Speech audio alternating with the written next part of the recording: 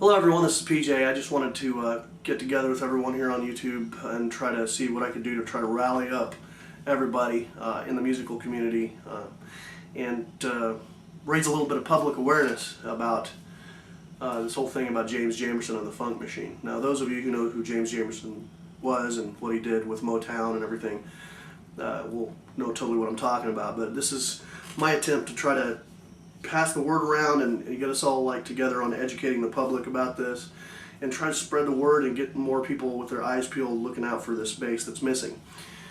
Those of you who don't know, James Jamerson was the bass player for the Funk Brothers, which was the band that laid down pretty much all of the backing music behind all of the Motown artists that we ever really heard of.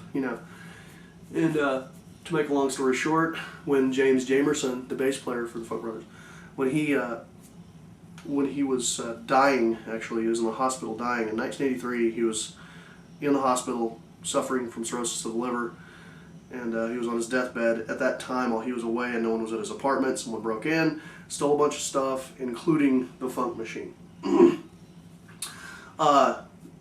Just so you guys know what we're looking for, the Funk Machine is a 1962 Fender Precision electric bass.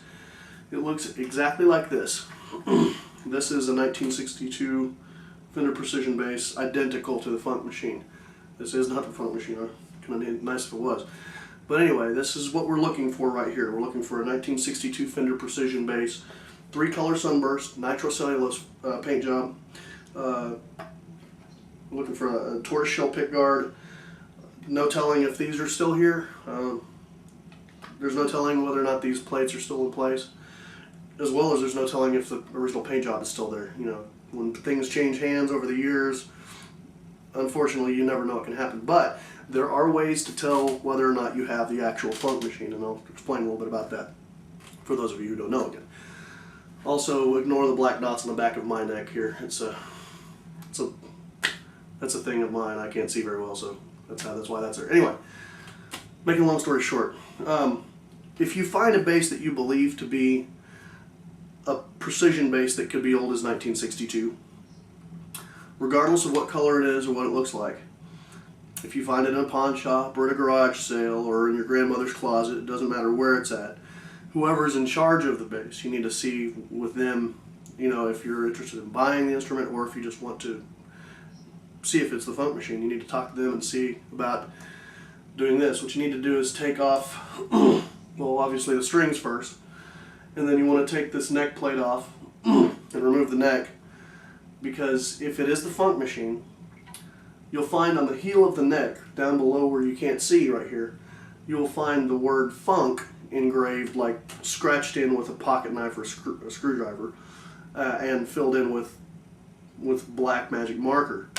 And for some reason, one time when James Jamerson was doing some maintenance on the instrument, he, for some reason just scratched the word funk into the heel of the neck, and ever since then that's just been one way of identifying it.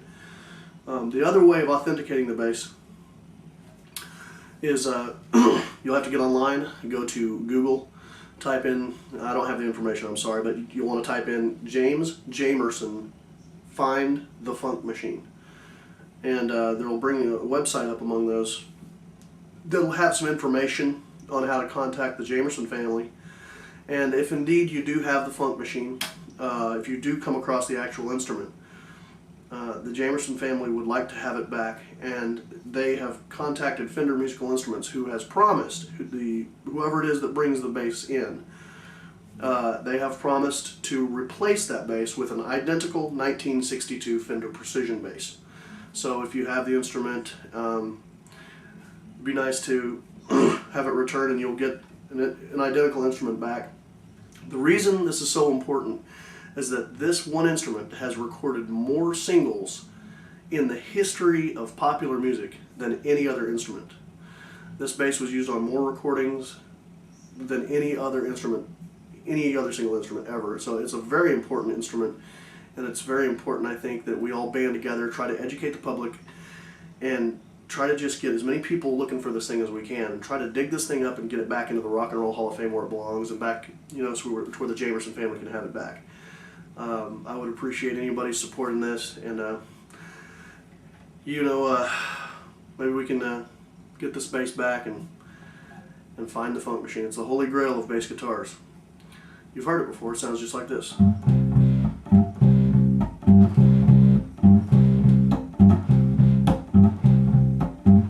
Little My Girl, you've heard that, you know. You've also heard it on songs like Bernadette, which I can't play too cleverly, but